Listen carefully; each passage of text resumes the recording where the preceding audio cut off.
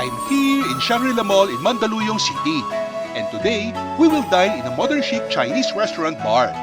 Hindi pa kasi ako nag-breakfast, kaya medyo nagugutom na ako. We'll have brunch instead. Let us check what's in store for us in their menu.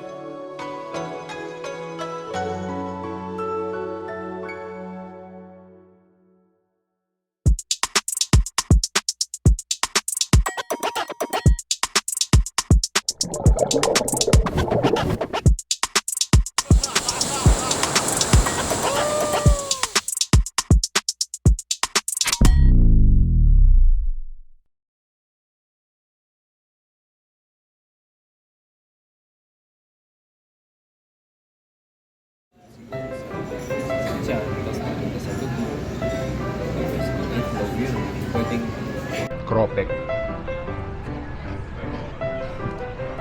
Okay ba? Cropek, tinitaste test.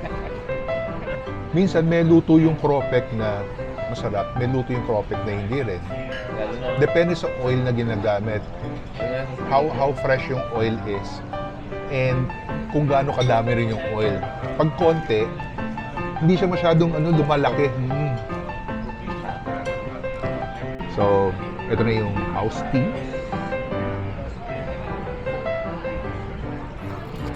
May na-discover ako dito. Tingnan niyo itong anong tawag dito? Spoon? Okay, spoon. Oo. Ito yung ilalim, na-cute na ako. Kasi may dalawang guhit. Para pag nilapag mong ganun, ito yung tumatama. Di ba usually papatong pa natin para hindi dumikit? Ito may ano na siya, parang stand. Galing.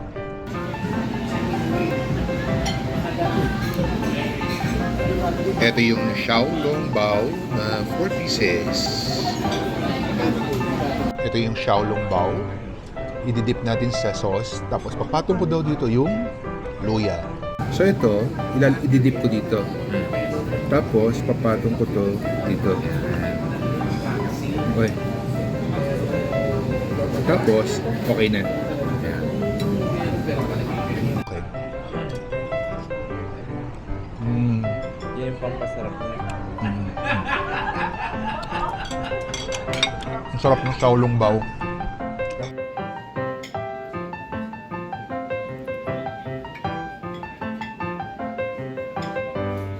Udon noodles. So, udon noodles meron siyang may vegetables. Sarap din ng udon noodles. Kaya ako in-order yan. Kasi nung nakita ko, naalala ko yung movie na Parasite. So naalala ko yung Parasite dito, kaya in-order ko to. Korean ba? Parang binigyan kita. Meron na. Tama, naalala ko. Parang naalala ko pero hindi ko maalala. Ano mo talaga? Parang naalala pero hindi ko naalala. Masarap ang Xiaolongbao habang mainit yung sabaw sa loob.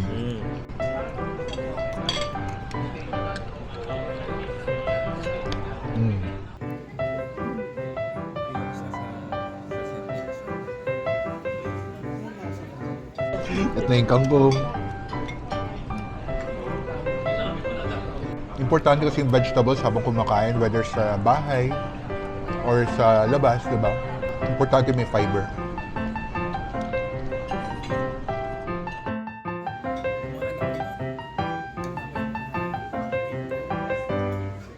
pak choy. Mm. Mas malasa si pak choy. Mas melasa.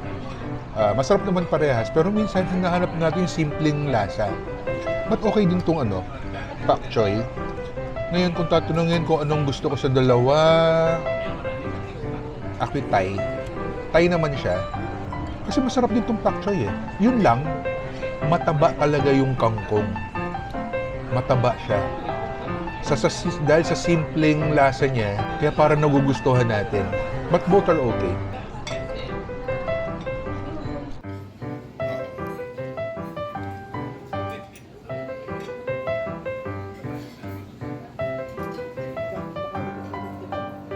So, ito na yung crispy pork belly. Tama ba crispy pork belly? Crispy pork belly, Hoisin something. Hindi ko naman nalala yung pangalan. Ang lutong. Sarap ng lasa. Maliit lang.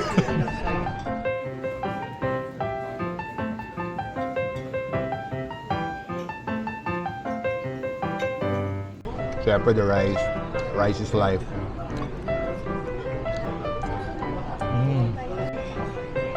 Carrots.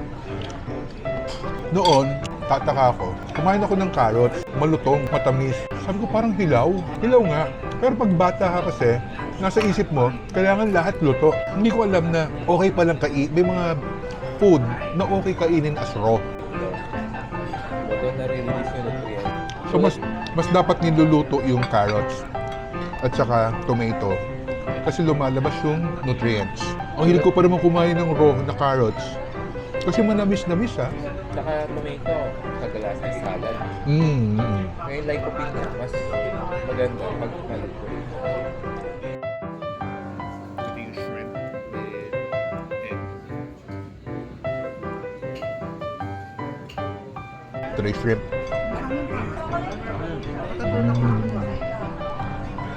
But parang hindi ko masyado kumakain.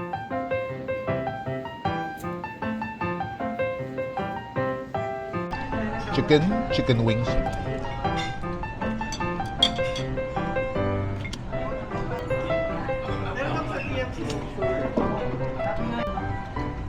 Sa messenger lang, ang dami na.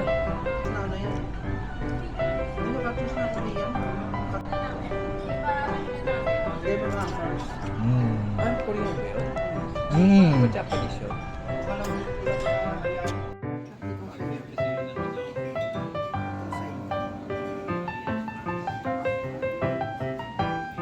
Eto na yung beans. One line lang siya. Anong part niya? Oh! Lupit ah. Alam daw, kumatalan daw sa tula. Sa tula. Ito yung ulo ng shrimp.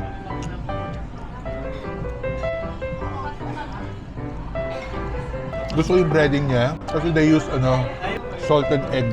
Dami ko na kayang ulo ng hipon. Kain mo yung laman. Na, kumain ako. Kinain mo yung ulo o yung likod lang? Kinain ko lahat. Pati ulo. Kaya ba? Kaya ka lutong? Wala siyang wala siyang Hindi matigas? scale. Wala. Kinain ko. Natutulog. Di ba yung mga ulo dito kinuha ko? Yung yung scales niya, usually para matigas, ang lambot. String beans pala to. Ah! Pinutol ba? Sorry. Naputol ba yan? Ang tingin ko String kahoy. beans nga. Ah, oo nga no. Ayun. Good idea yan, no? Masarap yung sausawan ng string beans. Merong fried noodles.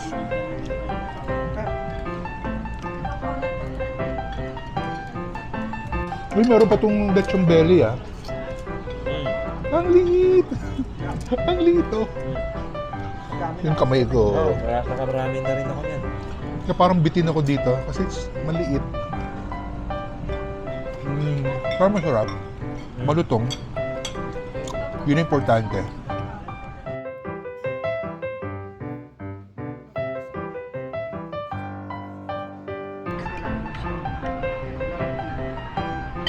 Dati, pinapanood ko lang. Ano eh?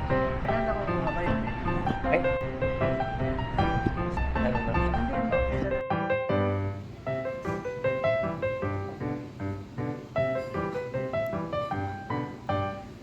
So, ito yung chocolate xiaolongbao. Oh.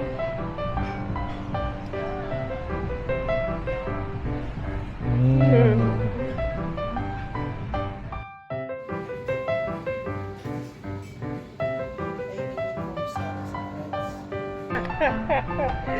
Matatrap. Sarap. Sarap sa kape. Baka sa Bagay. sobrang init, baka masaw-saw.